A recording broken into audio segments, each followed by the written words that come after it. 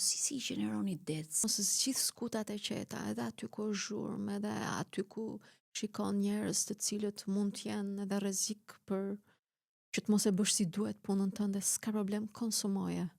Konsumoje. Sepse do kesh kohë të jesh vetëm, të jesh e qetë në momentin që do ta shkruash artikullin. Apo dhe aty do vinë, aty do qartësohen mendimet e tua, aty do të vi tema që ti do në mënyrë specifike dhe jo të përgjithshme. Do jesh shumë bindse, do jetë vetë trupi yt edhe sytë e tu do jenë shumë bindes për atë që ti do të bësh. Dhe pasi të ketë ndodhur kjo, ose paralelisht me të,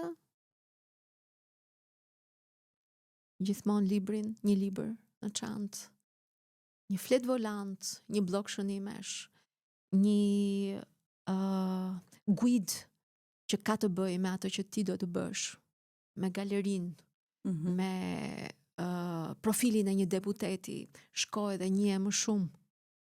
Mundësisht të takosh njerëz që e njohin, njerëz fëqinj të ti, apo mësuesin e ti, apo ndoshta po them tani në këtë moment me punën e deputetit, po them gjëra që i kanë dhe manualet e gazetarisë. Por është shumë e rëndësishme që paralelisht me ato që shqisat e tua kapin dhe përvoja jote sade dhe drejt për drejt dhe bruto në jetë të shoqërohet me leximin, me kultivimin. Jam përpjekur gjithmonë të vjedh kohë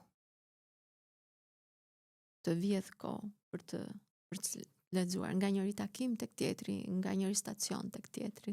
Duhet vjedhur koha. Edhe nëse do t'i hysh gjumit tënd në hak për ca kohë, do ta bësh të gjë sepse do shikosh një film që ka të bëjë me atë gjë për cilën ti do punosh. Ndoshta jo në mënyrë të drejtë për drejtë, por që të çojë ty në një gjendje dhe në një klim të tillë shpirtërore që ti ta vendosësh në një shtrat të butë dhe të sigurt atë që do të shkruash.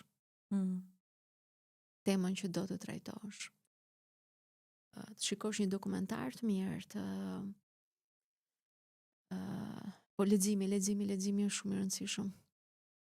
Nëse ka afër një lexues që të gëzoj një lloj si ty, kur ti e ke shkruar atë gjën, atëherë them që mbyllet cikli në mënyrë perfekte. Dhe ky lexues mund të jetë miku yt, mund të jetë i dashuri yt, mund të jetë burri yt, mund të jetë shoqja jote ideale, mund të jetë një lexues i panjohur që të ndesh në rrugë.